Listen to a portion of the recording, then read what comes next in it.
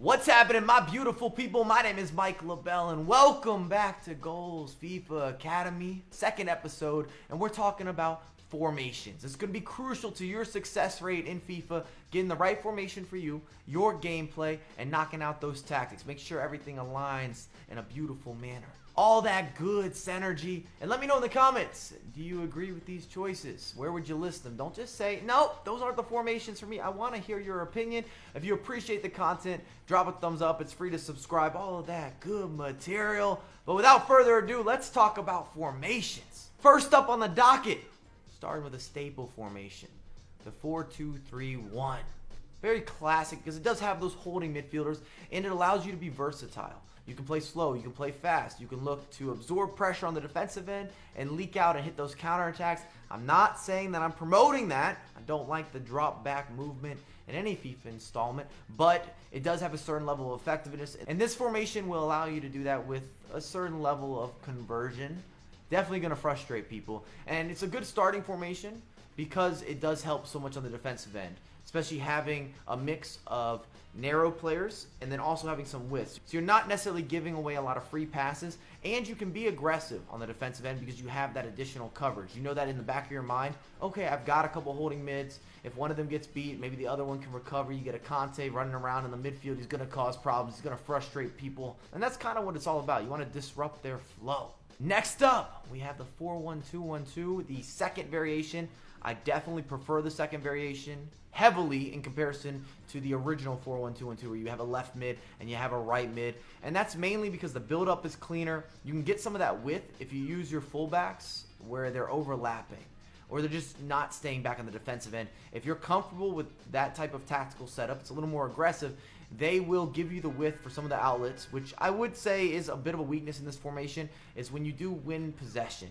You're trying to get rid of the ball in your defensive half, you're not necessarily going to have as many free passes or easy passes or those simple outlets because you don't have that width. But when you're going forward, you got triangles on triangles on triangles. And if you played a lot of football in your life, they always tell you play simple, play the way you're facing. And this gives you those options if you're good with the tiki-taka, good with the ping-pong passing, and you have a certain degree or a certain level of creativity when you're around your opposition's final third. I like to be able to hit the 1-2s. I like skill moves. I want to make sure that I got bodies on bodies on bodies, overwhelming my opponent. That's not a bad thing. That's good for me. And if you play quickly in FIFA, or if you're up against somebody who's playing fast, this is going to be a back and forth formation for you. And that's usually going to be a good look. If you're playing the 4-1-2-1-2 or any narrow formation, you do want to play a bit more high pressure, a little more risk to reward. 4-4-2, and this has been my favorite formation up to this point. It's been my best formation.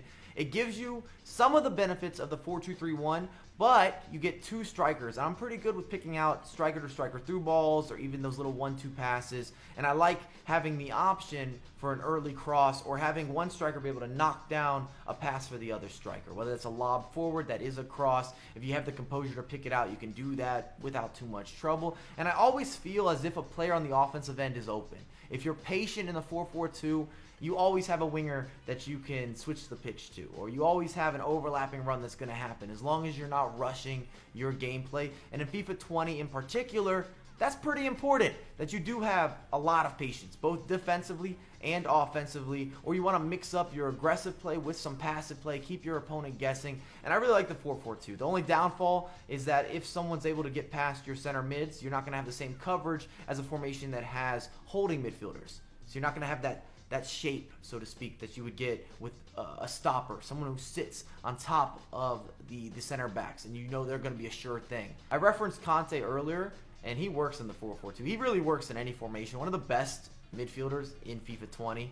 Free information. However, in a formation like this, you're not going to have someone such as Sergio Busquets, who would be that classic stopper, that classic player. He's not going to go forward. He's going to sit well in behind everyone or just on top of the defense, and he's going to facilitate. Probably an underrated passer, actually, throughout the years. Not a pretty player, not going to have a bunch of flair, but he's going to get the job done. 4-3-3-4. And this is actually replacing a formation that I had on my early list where I was using the 4-3-2-1. I prefer the 4-3-3-4 at this point. I think it's a better pressure formation for me, personally, and it allows me to get forward in ways that just seem a little more dynamic, where you've got that center attacking mid, and he's going to run the show. Make sure that you have a very gifted and talented center attacking midfielder, because you're going to need him as your access point, who's going to facilitate to your wingers, could be cutting inside, could be staying out wide if you need those outlets, or if you think you're good with the wing play, that works. And then of course your center forward or your striker, he's also going to interchange with that center attacking mid. So make sure that that's possible. You've got guys that can both pass, can both facilitate, and are able to switch spots if necessarily. If one drops deeper and the other one goes in behind. Great example would be if you had a Neymar as your center attacking mid and you had Mbappe as your striker. I realize those are very expensive players. I'm just saying that that would be a very viable combination between two guys that are going to be able to create a lot of opportunities for everyone on the pitch. And you have to respect that they have the pace, the skill moves, that they can be kind of dynamic going forward. They can get in behind. They can cause problems. They give you a bit of a warning sign. And last but not least, we have the 4-2-2, which is rather similar to the 4-4-2. I've just been getting on with the 4-4-2 a little bit better in terms of maybe some of the spacing and just scoring goals or having that additional build-up play. However, the 4-2-2 is amazing. It's going to look like a 4-2-4 if you have it tactically set up correctly, or at least if that's what you want to do. You have those two holding midfielders, and you're throwing bodies forward. You want to put pressure on your opponent. You want them to make decisions. If you get them caught in no man's land, you could have a 4v4 where you have your 4 attackers versus their 4 defenders. Someone's going to step. Somebody has to make a decision. Someone's going to be open. If you're good with through balls this year, you should have some space to work with. Even if someone's playing more of a drop back tactic, if you're able to get all those guys in and around the box, you've got to think that you can win one of the 1v1s, one of those 50-50s, and therefore you have the shot, you have another layoff, you might have a 1-2, you got another skill move lined up, the finesse shot angle has opened up. All of the above are good scenarios. Let me know what you guys think in the comments down below, especially if you're playing one of the 3 at the backs, because I have not been able to make those work for me. I just feel kind of exposed, but I'm seeing on Twitter or when I'm polling people that folks are saying the 3-5-2 has been working for them. But we have a lot more content coming out ASAP. ASAP, it is free to subscribe. Peace.